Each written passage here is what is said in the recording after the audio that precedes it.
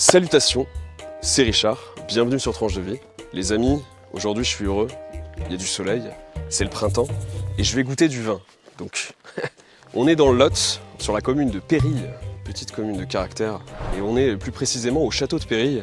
Oh, cossu, hein, c'est coquet.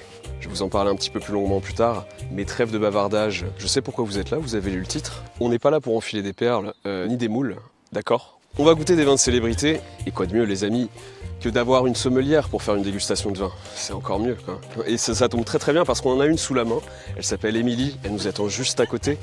Et vous la connaissez peut-être déjà si vous avez vu la deuxième vidéo de ma chaîne, ça va être très sympathique, on va noter, on va déguster, on va se faire plaisir tout simplement. Oh, t'es pas obligé de zoomer comme un porc, hein. Et dans une seconde partie, on va aller manger dans le château une spécialité locale qui s'appelle la mique lotoise. Et pour cela, il y a Jimmy, un cuisinier qui est sur Cahors, qui travaille sur Cahors, qui va nous rejoindre. Ça va être convivial tout simplement. C'est une vidéo en toute légèreté, d'accord? On n'en fait pas plus. Venez, suivez-moi. La sommelière nous attend, elle est juste là. Et elle a soif, elle aussi. Voilà, sommelière. Salut Richard. Ça va? Ça va et toi? Eh bien écoute, super. T'es prête pour cette expérience gustative hors du commun? On ne peut plus prête. Perché en Haute-Samotte, cet ancien fort du XIIe siècle appartenait aux seigneurs de Gourdon, une famille qui s'illustra contre les Anglais pendant la guerre de Cent Ans. On raconte même ici qu'à l'origine, un certain Richard Cœur de Lion l'aurait assiégé et y aurait séjourné en 1197. Passant de main en main au fil des siècles, aujourd'hui c'est le village qui en est propriétaire et un groupe de locaux passionnés travaille depuis 2005 à sa restauration. Un grand merci à la mairie de Pérille de nous avoir confié ces lieux magnifiques pour ce tournage. Ah, là accessoirement je viens d'éclater mon drone contre un arbre. Mais ceci est une autre histoire, revenons à nos bouteilles. Bon bah Émilie, ravi de t'avoir aujourd'hui dans ce nouveau format vidéo. Bah, ravi d'être là, ravi d'être avec toi ici. Et ben pareil, c'est un plaisir depuis cette petite vidéo sur la dégustation qu'on avait fait à Château Margaux. Ouais, je l'ai regardé d'ailleurs, j'ai re-regardé, j'ai trouvé ça trop cool. Ouais, c'est pour ça que je refais appel à toi, même si là, comme on l'a dit, c'est un sujet un petit peu plus léger. Oui. Puisqu'il ne s'agit pas forcément de goûter des grands vins, j'ai sélectionné une douzaine de vins de célébrité qui sont essentiellement des rouges, un petit peu de rosé, il y aura aussi. Tu vois, dans les prix, ça va de 10 à 30 euros en gros. Voilà, le panier moyen, il est à 20 à 15 euros. Donc voilà, mais je te propose, juste avant, c'est quoi ces trucs ça, noirs? Alors je te le concède, ils sont pas très esthétiques, mais ça a le mérite d'être pratique. Ce sont des crachoirs. Okay. Et en fait, c'est fait pour, c'est des éléments, des outils de dégustation quand tu as des dégustations professionnelles ou techniques. Et tonique, très tonique. Que tu as beaucoup de pinard à boire, faute d'avaler, il faut bien recracher pour pouvoir en déguster plein. Donc du coup, on utilise des crachoirs. Ouais. Il y a une capacité peut-être de 2 litres là-dedans, 1 litre ou 2. C'est pour vomir dans l'avion, ça, sur le bateau. Ouais. C'est pour écoper. Ouais. Et au moins, t'as pas d'éclaboussure, c'est anti-éclaboussure. Ça, on dirait le pit post, là, les pots de chambre des nobles d'antan. Tu vois, ça va avec le château, les amis. Ça, c'est mon pot de chambre. Voilà. Et ça, c'est le tien. Faut pas mélanger les pots de chambre. Non. On n'a pas gardé les cochons ensemble. Non, écoute, je te cache pas que moi, j'utilise pas ces armes-là après. Voilà. D'accord. Tu fais comme tu veux, si t'as pas envie de cracher. Moi, j'aime bien m'imprégner jusqu'au bout du produit, de l'entrée. Le produit va t'imprégner. Ouais. Mais voilà, moi, j'aime bien l'étudier en profondeur, vraiment. Aller jusqu'au bout de la bouteille, quoi. Jusqu'au bout du processus. Tu disais que les puristes ne crachaient pas. Les puristes qui souffrent de la goutte aujourd'hui. Ouais, c'est ça, ouais. Ne crachent pas. Et qui sont sur le déclin ou déjà morts. Voilà. Ouais, entre super, les deux. Voilà, l'avenir qui nous attend. Les amis, première bouteille.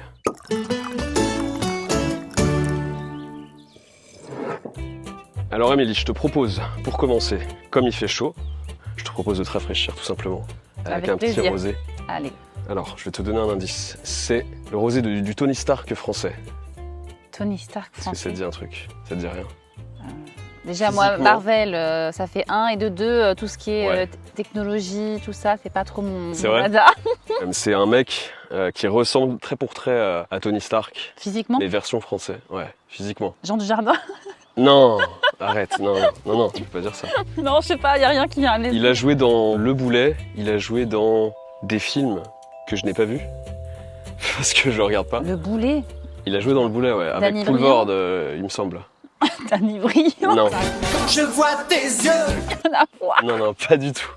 Si je te disais qu'il était un petit peu poquito espagnol, une moustache, il ressemble à Tony José Stark. Garcia. Oui. Putain. On commence avec du léger, avec du Rosé Garcia. Ah ouais. C'est une bouteille à 9 €. Rosé Garcia. Quoi. Rosé Garcia, voilà, il a osé le jeu de mots avec sa trogne en plein sur la bouteille. Il a fait une collaboration avec un restaurant qui s'appelle Les Niçois, un restaurant parisien. Ouais. Sauf qu'en fait, d'après un petit peu les gens sur internet et les critiques, c'est un peu un coup marketing, tu vois. C'est-à-dire qu'il se serait pas forcément impliqué beaucoup, donc je sais pas vraiment la valeur de ce rosé, mais il a quand même des bons retours, donc je te propose de tester ça. Première. Alors, pour les quantités, qu'est-ce que... Oh, pas plus haut que le verre. Pas plus haut que le verre, ça veut tout dire. Alors comment toi, en tant que sommelière, tu peux nous conseiller sur la dégustation? De façon très simple et rapide, en 3 étapes, c'est l'examination visuelle, olfactive et gustative. Donc la couleur du vin, sa robe. Ensuite, on va sentir, on va avoir des arômes. Et ensuite, on va mettre en bouche, c'est l'aspect gustatif, donc la texture du vin. Donc l'acidité, salinité, l'amertume et le sucré. C'est ça, t'as bien retenu ta leçon. Santé, bonheur. Ouais, j'aime bien. Il a de l'équilibre en fait. C'est pas mal. Il a du gras, il a un peu d'onctuosité. Ouais, c'est ça, il a un côté rond. Il est pas ni acide ni trop âpre et tout. Il a Non, l'acidité. pas trop d'amertume. Une toute petite amertume en fin de bouche. Je sais pas si tu arrives à sentir. Ouais, j'ai plus de mal que toi, mais L'acidité n'est pas trop marquée. il est pas mal. Ah oui, je précise une chose, c'est que Émilie, toi, tu travailles sur des châteaux, des grands châteaux bordelais classés en 1855 et sur du rouge. Oui, on produit essentiellement du rouge, un petit peu de blanc quand même. Et puis le marché veut que maintenant on produise de plus en plus de blanc parce que la demande est là. Et pas de rosé du tout? Du rosé, non, on n'en fait pas. Le rosé, j'imagine, se porte plutôt bien, d'après ce que j'ai vu. Oui, le rosé, le vin blanc, la bière et les champagnes. Oui, plus que le vin rouge. Le vin rouge est en déclin. Eh ben, on va le remonter à nous deux. On va remonter tout ça. Ouais. Quelle note on lui donne à celui-là, à ce rosé? Moi, je mettrais 7,5. T'es gentil, là. Ouais. Bah moi, j'aurais dit, allez, 7. Ouais, 7 aussi, j'avais pensé. Ah mais il n'y a pas le droit. C'est copyrighté, 7, c'est moi. Deuxième bouteille, les amis.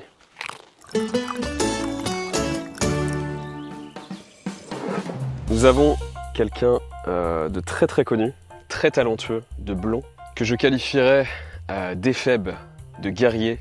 Brad Pitt. Voilà. Les amis, le studio Miraval. Est-ce que tu connais le studio Miraval? Le nom, j'ai jamais goûté. Brad Pitt et Angelina Jolie se sont mariés, ont acquis en 2008 la propriété du château de Miraval. C'est énormément d'hectares, je crois qu'ils en ont plus de 500 aujourd'hui. Ah ouais, ok. De propriété, mais je crois qu'il y a 50 hectares de vignes. En fait, Angelina, elle avait des parts dans ce château de Miraval, en gros à 50-50, sauf qu'elle s'en occupait pas plus que ça. C'était vraiment juste un bien, on va dire, de mariage, quoi. D'accord. Par la suite, ils ont divorcé. Elle, en fait, elle a vendu ses parts à un oligarque russe, plus ou moins illégalement, puisque Brad Pitt a intenté un procès qu'il a fini par gagner. Il a récupéré et là, ses il parts. a récupéré les parts majoritaires du château Miraval et qui continue d'ailleurs à produire du rosé. Et il paraît qu'il est relativement impliqué avec vignerons et œnologues pour faire ce vin-là. Donc, et il a bonne réputation.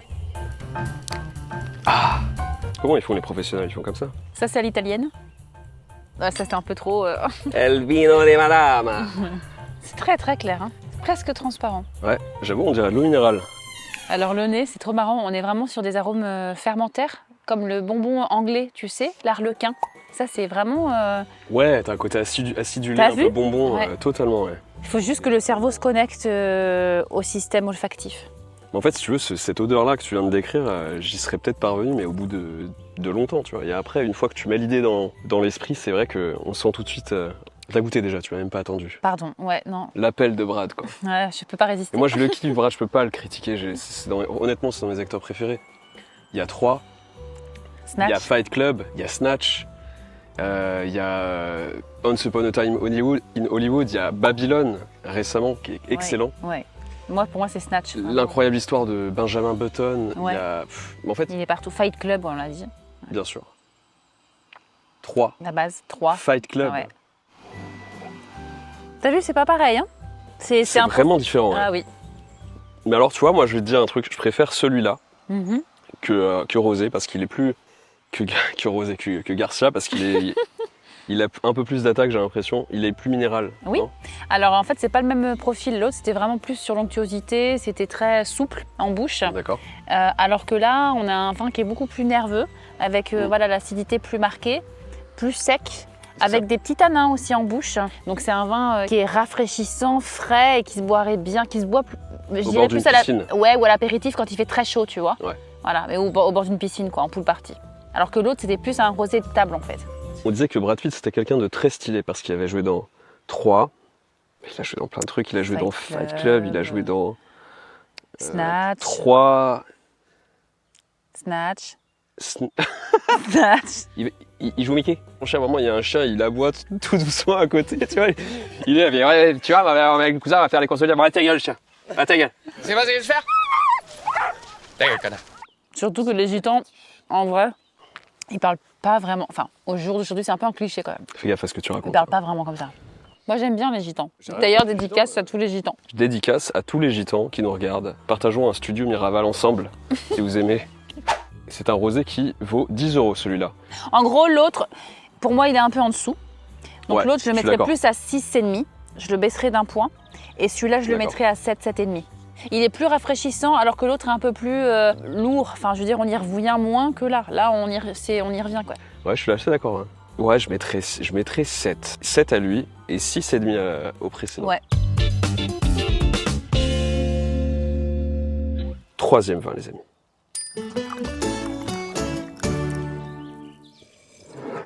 Alors, si je te dis que le mec est originaire d'Agen, c'est un chanteur talentueux qui a une voix unique et qu'il a une cabane au fond du jardin. Francis Cabrel. Exactement. Et bien, ce bon vieux Francis Cabrel, il a acquis, fin des années 90, le domaine du Boiron avec son frère Philippe Cabrel, qui est vigneron. En fait, ils ont élaboré leur rouge. Alors, il me semble qu'il n'y a pas que du rouge, mais en tout cas, apparemment, il travaille très très bien. A priori, c'est étudié pour le kiff. On va lui ouvrir la chic. Le mec, il va faire une performance olympique. Attention.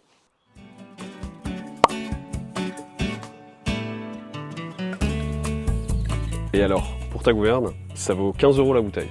D'accord. Par rapport à toi, ce que tu goûtes, on en est un peu loin. Oui. Ça devrait aller, quoi, mais santé. Santé. À toi, Francis. Cabane au fond du jardin, touré de cailloux. Ça fait chanter, en fait. Avant même qu'on boive, ça fait chanter. Ça, c'est quand même fort. On a des arômes de cuir un peu, de réglisse. De cuir? De mûr. Ouais. Ah ouais? Oui, putain, c'est fou. En fait, dès que tu le mets dans la tête, c'est incroyable. Il y a un petit côté fumé aussi. Côté, genre bœuf séché, tu sais? Viande séchée, je suis d'accord avec toi. Il est plutôt léger en bouche. Vu le nez, je m'attendais à un truc beaucoup plus costaud, beaucoup plus lourd. C'est vrai. Il a pas trop de longueur en bouche, par contre, il me semble. Pas trop, mais ça va. Il y a pire. Je mettrais 7. Je mettrais 6,5. Ah, je suis dur. Parce que c'est pas... Je découvre quelque chose, tu vois, ce qui me donne envie de lui mettre plus de points. Sauf que c'est pas mon... Ça manque pour moi de rondeur. Je sais pas, l'attaque, elle est trop franche d'un coup, il y a pas assez de longueur en bouche. Après, c'est l'effet millésime aussi, 2021. Il n'y a pas eu beaucoup de soleil, il y a eu pas mal de pluie. Les raisins ont souffert du mildiou.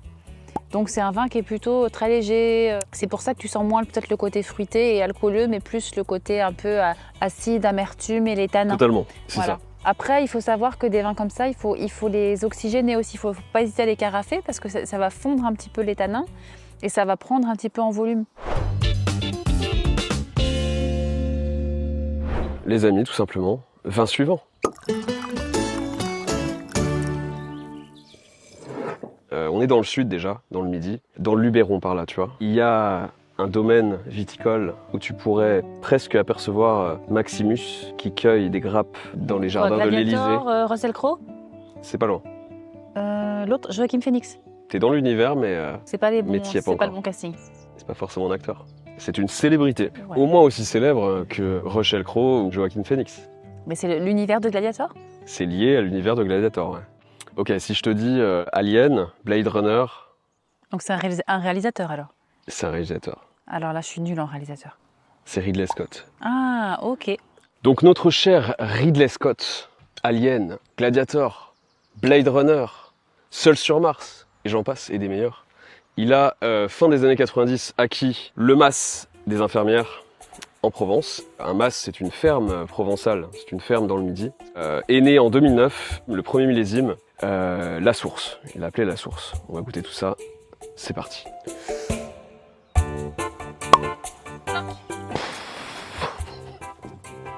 T'as fini ton Cabrel? Ouais, Cabrel, il doit y aller sur la chauffe de la barrique. Hein. À mon avis, Cabrel, c'est un chaud de la barrique. Ah ouais, c'est un chaud de la barrique, Cabrel, ouais. Il fait pas que faire des cabanes au fond du jardin, je veux dire. Il fait des cabanes dans le chai. C'est un petit peu moins intense que l'autre, quand même, la couleur. Donc Ridley Scott, il a fait quoi, du coup, comme film, déjà? Je connais les films, mais les réalisateurs... Ses masterpieces, c'est vraiment Alien, Gladiator, Blade Runner. Je pense que c'est... Après, il y en a d'autres que moi-même, je connais pas forcément. Et moi, Gladiator, je pense que tout homme qui se respecte aime au moins un minimum le personnage de Maximus. Mon nom est Maximus Decimus Meridius, commandant en chef des armées du Nord. C'est le bon père de famille qui venge sa famille, qui est fidèle. L'homme droit. L'homme droit et l'homme aussi un petit peu qu'on aimerait être parce que c'est un leader et en même temps il est très humble et il se corrompt pas, il se compromet pas. L'homme droit, effectivement. Bah moi au nez j'ai des arômes de vanille, donc c'est des arômes liés à la barrique, enfin à la chauffe de la barrique. Après t'as des arômes de fruits rouges, mais la chauffe prend vachement le dessus. Hein, c'est... Qu'est-ce que t'appelles la chauffe?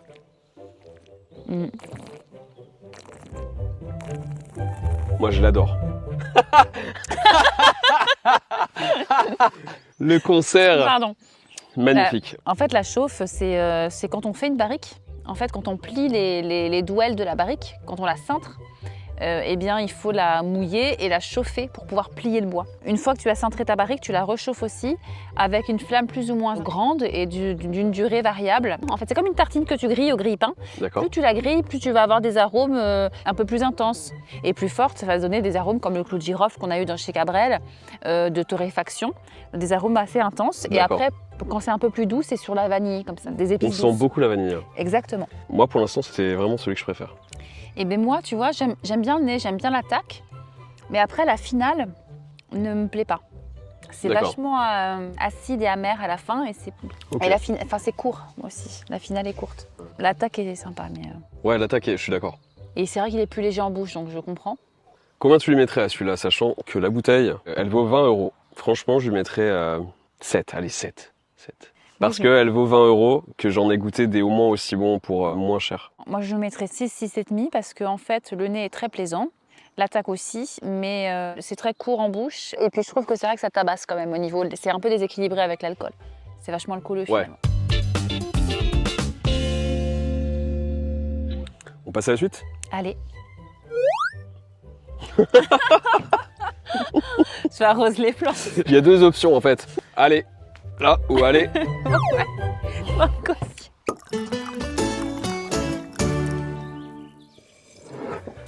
Cinquième bouteille les amis.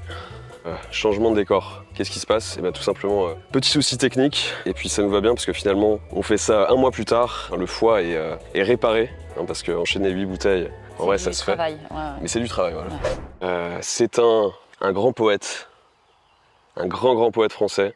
Il fait pas dans les surgelés de steak haché, mais il fait vraiment dans tout ce qui est poésie, humour, un petit peu potache, je dirais, pour être calme, tu vois. Jean-Marie Bigard. Jean-Marie Bigard, exactement. Jean-Marie Bigard. Je sais pas l'associer à la poésie, tu vois, je me dis non, c'est pas possible, quoi. Ouais, il a sa poésie à lui, quoi. Tu te fais rire un peu ou pas? Pas spécialement. Ouais, c'est pas ton truc. C'est pas mon dada, mais bon, raffiné. je peux comprendre. Je rigole au truc beauf, y a pas de souci, mais Jean-Marie Bigard, c'est pas ma beaufitude à moi. Enfin, je suis pas sensible à sa beaufitude. Ouais, c'est quoi ta beaufitude alors? Vincent Lagaffe, Chicandier. Parfois, alors moi j'aime bien Elise et Moon, tu vois. Alors c'est pour toi c'est beauf? C'est pas trop beauf, mais pas vraiment si c'est l'humour. Enfin, certains passages de Franck Dubosc, tu vois, à la rigueur. Ouais. Mais c'est tout. Je suis pas trop branchée beaufitude au niveau humour. Ok. D'accord. Alors, c'est du vin du Pays d'Oc, donc Languedoc-Roussillon. Je crois que ça vaut même pas 5 €, donc c'est très... Ah ouais, d'accord. Ouais. Ça va être exceptionnel. Allez, Richard. Ça va être exceptionnel.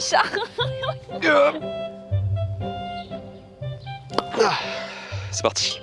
Goûtons le Bigard. Ah, comment c'est ouvert. Oh putain, c'est un chou-fleur le bordel. Tu peux. Attends, Fais gaffe, c'est dangereux. Hein, Ah putain, je me suis coupée avec la capsule, quoi. Ah ouais? Et même ça m'arrivait pendant un service au restaurant. C'est le métier qui rentre, tu vois. Tu ouvres une bouteille, tu te dépêches et en fait, je me suis ouvert le doigt en ouvrant la bouteille. Et genre, les clients, à leur table, c'est un coup, je me rappellerai toujours.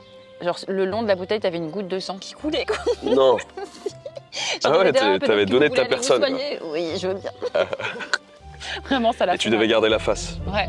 Bon, bah, santé. Bah, santé. La couleur, c'est un peu orange. C'est presque la couleur du spritz, ouais. t'as vu? Ouais, c'est vrai, ouais, carrément. Franchement, il est pas vilain. Bah écoute, ouais, ça passe. Ouais. Qu'est-ce que tu sens, toi, là-dedans? Ah, rien du tout. Ouais, c'est clair. Tu sens le raffinement du gazier ou pas? Non, attends, je vais me concentrer. T'as un nez un peu beurré. Alors je sais pas. Ah ouais, si... beurré. Et en bouche. C'est après ça. Ouais. C'est après avoir bu ça quand t'es. Ouais, t'es beurré quoi. T'as une attaque qui est douce, t'as une onctuosité, donc je sais pas trop au niveau de la vinification comment ils ont bossé les mecs. Je pense pas que ça soit barriqué. Et après, vers la fin, t'as la pointe d'acidité qui vient sur le bout de la langue. Ouais, d'accord, mais c'est léger quand même l'acidité. C'est léger, exactement. Là, c'est trop rond, ça s'oublie assez vite, ça tombe. Ouais. Il n'y a pas d'attaque, enfin, c'est léger quoi, c'est trop léger. Ouais, et l'acidité, c'est pas suffisamment nerveux, je pense, pour contrebalancer l'onctuosité du rosé. Joris, il demandait si les glaçons, c'est pêché ou pas dans le rosé. Bah, si c'est un rosé de merde, bip. T'inquiète, on bip pas, on bip pas. Oui, c'est peut-être pas mal de rajouter des glaçons, quoi. Ouais, d'accord. Ouais. Mais du coup, ça fait quoi de baisser en gros la température Quand la température est plus froide, ça inhibe un petit peu les arômes et la sensation de brûlure de l'alcool, donc c'est pas plus mal. Ça rend le blanc peut-être un peu plus vif et nerveux. Alors qu'à l'inverse, quand tu sers un blanc ou même un rouge trop chaud, tu vas avoir l'alcool en fait qui va être exacerbé et c'est pas. Ça va exacerber le côté alcool. Tu vas avoir vraiment les arômes et le goût de l'alcool, enfin trop fort. Ça se boit, comme on dit. Ça se boit, c'est un rosé du matin, voilà. D'après-midi éventuellement, mais voilà. Genre tu fais une grillade, t'as du taboulé, Voilà, taboulé. C'est même avant les grillades, parce qu'à les grillades, tu sors le rouge, c'est un rosé taboulé. Voilà. Bon Jean-Marie, combien on te met? Combien on te met sur 10 là? Allez, 6 sur 10? Ouais, je te rejoins aussi. T'es pas obligé de me copier tout le temps. Hein. Tu peux avoir ton propre avis, ta propre personnalité. Ah, pardon. On passe au 6e, les amis.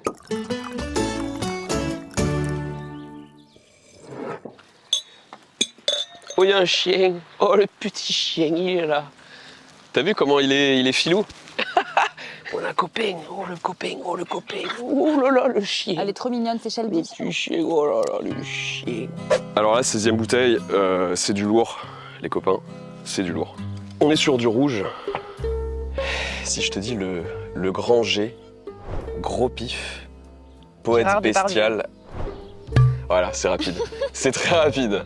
Gargantua Obélix, voici le vin de notre GG national qui officie en terre d'Anjou. Il a une centaine d'hectares entre Saumur et Angers. Il a commencé en 1989 à produire avec un très bon ami à lui qui est vigneron ses vins, essentiellement du rouge. Sympa. Et effectivement, là, c'est full Cabernet Franc. Full Cabernet Franc, intéressant. Donc, voilà, je te propose de, sans plus attendre, le découvrir ensemble. C'est parti pour la France. Oh là là, l'explosion. C'est... Là, on est en mode, c'est chou-fleur, là. J'ai servi des bons verres. Ouais, c'est bien, là, on est bien. C'est Depardieu, c'est... Voilà. C'est généreux. En même temps, on va ouais. pas enfiler des perles, quoi.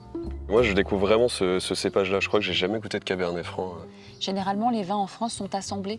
C'est un assemblage de plusieurs cépages qui sont mélangés, comme le Merlot, le Cabernet Sauvignon, le Cabernet Franc, parce qu'ils sont complémentaires en termes d'aromatiques. C'est vrai que c'est plutôt rare, mais ça se fait de plus en plus. Il y a un monocépage, voilà. Ouais. Je sens pas grand-chose, moi. T'as un côté un petit peu poivré au nez, donc je sais pas. Poivré. Ouais. Après, le nez est très discret quand même. Hein. Ouais, alors que pourtant, il a du pif, hein, le Depardieu. Un cap, une péninsule. Si t'as du réglisse un peu au nez. Tu as des notes d'encre, tu sais, l'encre noire. Ouais. Et bien là, je le retrouve un peu aussi au nez, tu vois. Genre, je sais pas si ça t'est déjà arrivé. J'ai jamais senti d'encre. De l'encre qui a coulé, tu vois, quand t'avais des stylos à plumes. Ah si, moi je l'ai mangé, je l'ai goûté même. Eh ben voilà. Mais j'ai... Genre, moi, je te prends le Reynolds, là, non? C'est floral aussi un petit peu, hein. T'as des arômes de violette. Floral, ouais, toi tu l'as pas encore goûté. Il est pas mauvais, mais au niveau des tanins, c'est très serré. Effectivement, je vois le côté. Ouais, exactement, il y a un côté râpeux. l'âpreté. Voilà, les tanins. Le lisser en il faut que ça l'oxygénant. se lisse. Alors, soit en l'oxygénant, soit en attendant le vin un peu plus tard. Mais je sais pas si c'est un vin de garde. Un vin de garde, je sais pas non plus. Ouais. En tout cas, une chose est sûre, à mon avis, le père GG, il les garde pas souvent. Il les boit tous. Il les garde pas longtemps. Non, ouais. Et franchement, il est agréable. Bah, je trouve ça pas mal. Alors combien tu lui mettrais Après, c'est un peu court en bouche, t'as pas trop d'aromatique, mais par contre, la texture, j'aime bien. Et il faudrait voir, en fait, après carafage de plusieurs heures, si les arômes se révèlent un peu plus, si les tanins s'assouplissent. D'accord. C'est ça qui serait intéressant. Et là, par contre, je pourrais te dire, ouais, là, moi, je mettrais 6,75. Allez, je mets 6. Franchement, 6,5. Voilà, 6,5. Parce que, ouais. voilà.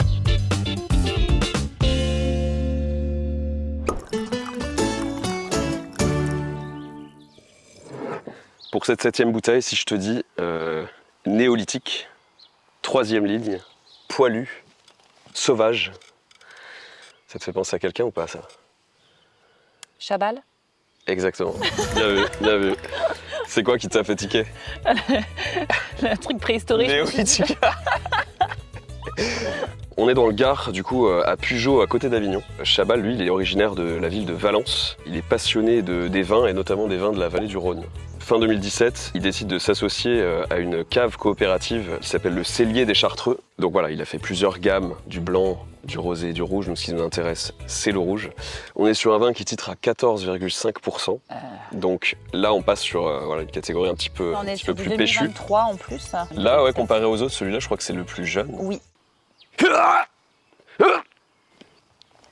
Putain, enculé, j'ai charbon. Il était dur celui-là, punaise. Oh putain. Je sais que Chabal, je sens qu'on va être copains, lui et moi. C'est un peu Déjà, on regarde la couleur. C'est moins intense que... Ouais, c'est carrément plus... Putain, c'est fou parce que 14,5 quand même, et il est plus clair que celui de précédent. Ouais, mais là, il n'y a pas d'élevage en bois. Donc déjà, l'élevage aussi en bois... C'est ça qui donne l'opacité, un peu la couleur. Ouais. D'accord, ouais, ok. Ah ouais, déjà, ça m'intéresse beaucoup plus que le précédent. Mais t'es très sur les fruits, là, vraiment. J'adore, mais en fait, moi, c'est le côté fruits rouges, grenache, moi, ça me parle. Moi, comparé déjà à celle d'avant, alors oui, t'as plus le côté fruits rouges, j'aime beaucoup. Ouais. C'est peut-être plus grand public. C'est plus facile à boire. Les tanins, tu vois, tu les sens un petit peu, mais pas trop. Ouais, c'est vrai. Tu les sens un petit peu en fin de bouche. Mais moi, ce qui me dérange, c'est... alors, j'ai toujours... Parce que, en fait, mon métier, c'est d'identifier les défauts. Donc, ouais, donc t'es focus sur... Ouais. Hein, vraiment, parce que c'est quand même bien... C'est la qualité de l'acidité en fin de bouche et puis cette espèce d'effet de brûlure que tu as vraiment beaucoup à la fin. Parce que c'est tu te sens brûlé, toi, à la fin? Ouais, à la fin, ça tabasse hein, quand même. Hein. C'est un vin qui blesse. Il laisse des traces. Tu sens la mêlée, quoi. Ouais, tu sens la mêlée, ouais. Par contre, le nez est très, très plaisant. T'es vraiment sur les notes de fruits rouges, fruits noirs, hein, fruits des bois. Ouais. C'est un vin sympa à boire. Moi, je le servirais peut-être frais, du coup, pour éviter justement de contrebalancer cet effet de brûlure. D'accord. Je m'y connais pas beaucoup, mais je sais que sur les cépages, dès que ça parle de fruits rouges, de syrah, de grenache et tout, c'est mon dada, quoi. C'est très très sympa à boire, c'est très goulayant, c'est très juteux. Ça se voit à la texture. Ouais, je mettrais la note de 6,75. Ah, je lui mettrais 7,25 sur 10.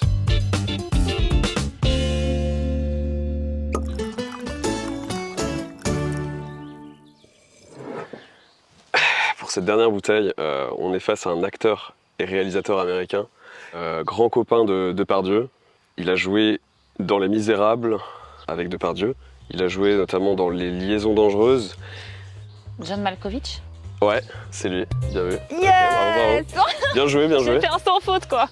Et il y a aussi Napoléon avec Christian Clavier d'ailleurs en termes de film. Enfin bref, il a plein de films. Tu l'as vu le clip où il raconte une histoire de soirée avec Depardieu et Johnny Hallyday?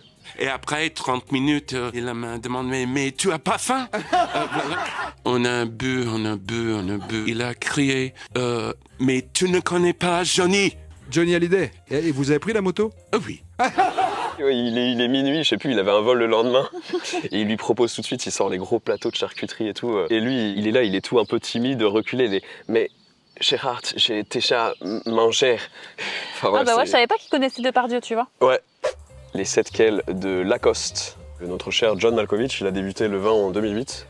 Lui, pour le coup, c'est un vrai passionné. Il a su s'entourer d'œnologues reconnus. Il a planté des cépages qui sont pas communs dans le Luberon. Notamment celle-ci, du Pinot Noir et du Cabernet Sauvignon. Alors que c'est une terre où c'est assez sec par là-bas. C'est souvent plutôt du Syrah, Grenache, Mourvèdre. Et lui, c'est pas des cépages qu'il affectionne particulièrement. Et il s'est permis aussi de planter ces cépages-là parce que sur son terrain, il y a ce qu'on appelle des quels.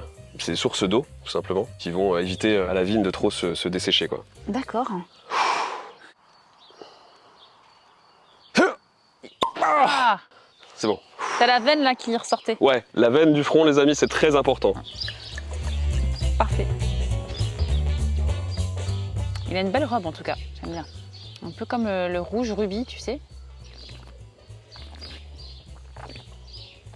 Il est bien fruité. Pas mal. Ah ouais, attends, il y a frais, un truc qui arrive en dernier. Une deuxième sensation qui arrive 2-3 secondes après. Et là, ça y est, ça s'estompe. Mais pas mal, intéressant. Ça te fait saliver en fait. Ouais, il a pas trop d'âpreté, il n'y a pas trop ce côté accrocheur Non, ça va. qui dessèche. Ça me plaît bien, John. Ça me plaît bien. C'est un petit côté métallique. Ça veut dire quoi? Féerique. Sphérique? Féerique. Féerique? Féerique. Après, le nez est très très discret. Hein. Il a un côté, tu sens qu'il est jeune quand même, genre... Mais ouais, moi c'est le côté maturité. Tu sens que il y a un manque de maturité au niveau du fruit en bouche en fait. Alors, et de rondeur aussi, je trouve qu'il est un peu trop fermé, non? C'est assez tendu. Et c'est vrai que ça manque un peu de corps quoi, et de rondeur, effectivement. Donc combien tu lui mettrais à ce vin? Moi je lui mettrais 7. Moi plus 6. Bon bah les amis, sur ces belles paroles, Émilie, je te propose de passer à l'amique du Lot. Yes. T'as faim? Allons-y, ouais, j'ai la dalle. Je dis ça alors que c'est pas du tout le même jour, hein, mais vous l'aurez compris, c'est pas grave. Fallait Magie du montage, c'est parti. Allez, entrez donc, monseigneur.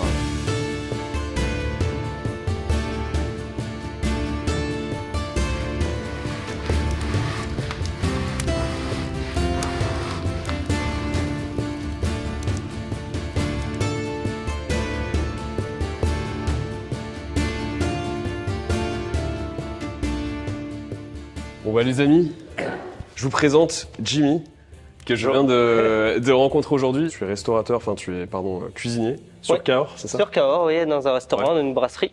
Et on fait l'amique justement tous les jeudis midi. Pour l'hiver seulement, bien sûr. C'est quand même un plat un peu plus d'hiver. Ouais, quoi. un plat, ouais, ça se voit. En plein été, c'est un peu moins motivé pour aller à la plage après avoir mangé ça, quoi.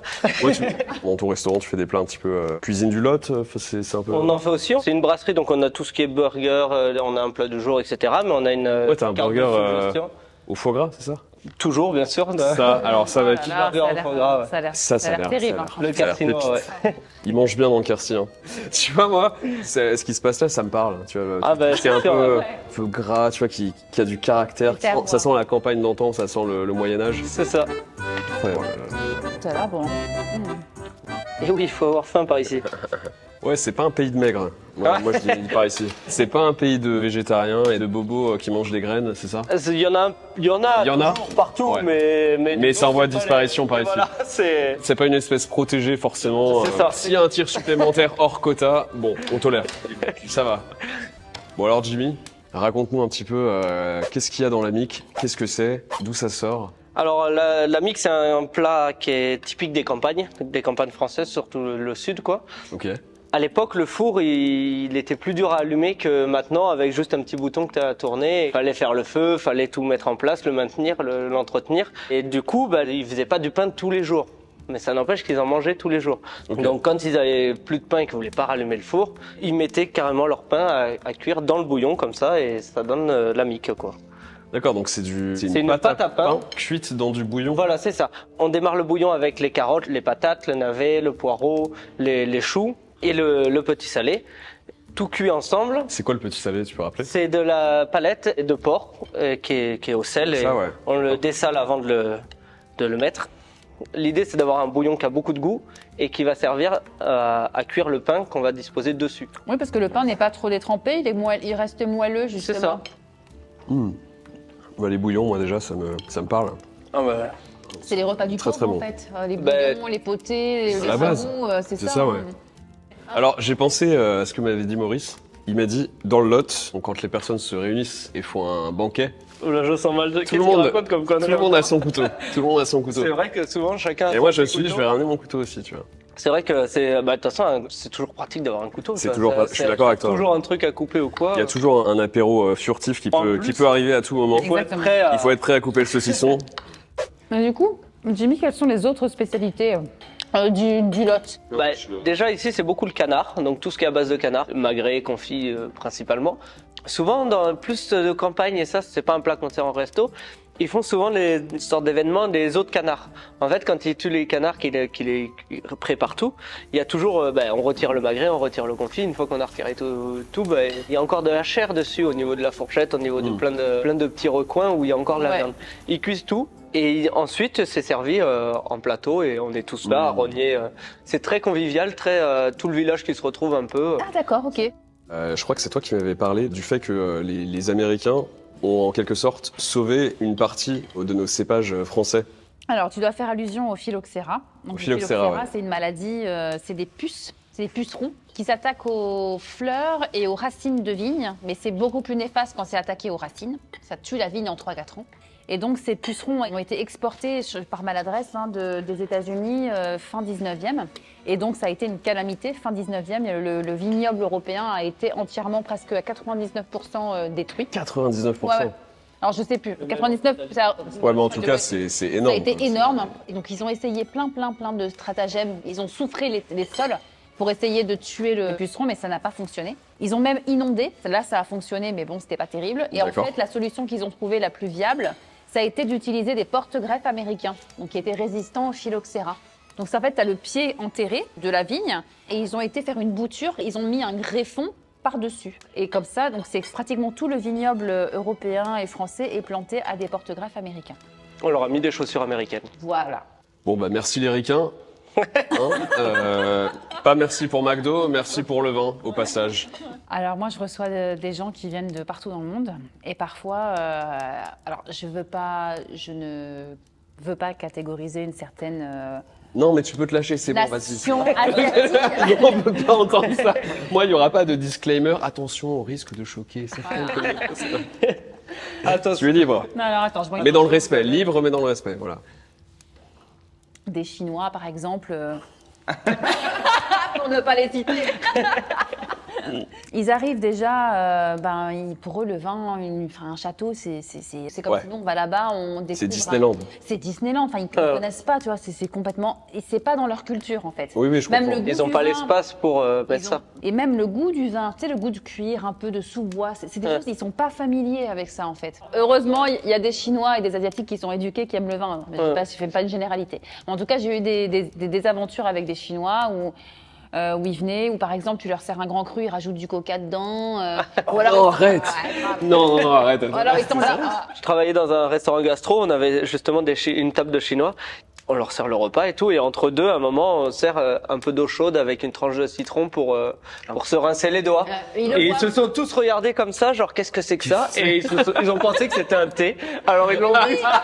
Non, arrête. Juste pour parler d'une anecdote, tu m'avais parlé d'un faussaire tout à l'heure, un faussaire du vin. T'as une anecdote là-dessus? Ouais, alors en fait c'est un Indonésien chinois qui s'appelle Rudy Kurniawan. Et en fait, il a commencé à se passionner pour le vin, à acheter du vin en France, des grands crus, et à le revendre aux États-Unis. Et en fait, ce mec, il a trouvé un précepteur, un rhéteur en France, un bourguignon, pour lui apprendre l'art de déguster, etc. Parce que c'est tout un art. Et il a été hyper performant. Et en fait, à partir de là, il a créé des fausses bouteilles, des fausses étiquettes. Il a fait ses mix, donc un vrai alchimiste. J'ai entendu dire qu'à partir de vins californiens, il pouvait les assembler entre eux et créer des vieux pomme rolls des années 40. Voilà. Il remettait les étiquettes. Donc français, quoi. Ouais. En mixant des vins californiens. Ouais. Il les revendait. Il s'est fait 10 millions, des dizaines de millions d'euros à New York. Ouais, donc ça a duré un moment. Très longtemps. Il a été reconnu. Et en fait, c'est un bourguignon, un viticulteur bourguignon têtu qui disait non, ce mec, c'est du fake. Son vin, c'est du fake. C'est pas du vrai vin. C'est pas du vrai Château Latour. C'est pas du vrai Pétrus ou du Romanée-Conti. Et ils ont réussi à l'avoir. Et ils l'ont réussi. Et le FBI l'a chopé juste après. Il s'est fait arrêter. Ouais, alors, c'est un truc de malade. Et ouais, il a tiré des dizaines de millions d'euros. Des dizaines de millions. Il était riche à souhait. C'était incroyable. Sur ces belles paroles, merci de nous avoir, merci de m'avoir fait découvrir ce plat. C'était un bel échange. De m'avoir accueilli dans ma région. Puis, merci de nous avoir fait découvrir cette belle mique. Alors c'est excellent, c'est juste qu'on a mangé du fromage, la charcuterie. Ce qui fait qu'il en reste un peu, mais... Ouais, franchement, c'était délicieux. C'est un plat qui est déjà bien copieux à la base. Bon courage. Ouais. Ah mec, merci encore. Bon courage, bon taf. À plus. Ciao. Tu crois qu'à l'époque, les seigneurs aussi, ils étaient comme ça, genre, il y avait un repas qui terminait, t'avais Germaine de Saint-Orens qui quittait la table avec son mari, et il disait, bon, bonne route, rentrez bien, envoyez-moi un pigeon quand vous serez bien arrivés. Putain. Ouais, c'est possible. Non, mais ça se trouve, ils étaient comme ça, tu vois, ils quittaient la table, et surtout, Non, ils disaient faites pas, gaffe sur la route, faites gaffe aux brigands. À mon avis, les gens qui venaient ici, la route était c'était tellement long pour venir qu'ils devaient rester ici plusieurs jours. Et après, ils disaient pas, genre, faites attention sur la route. Genre, ils disaient adieu, quoi.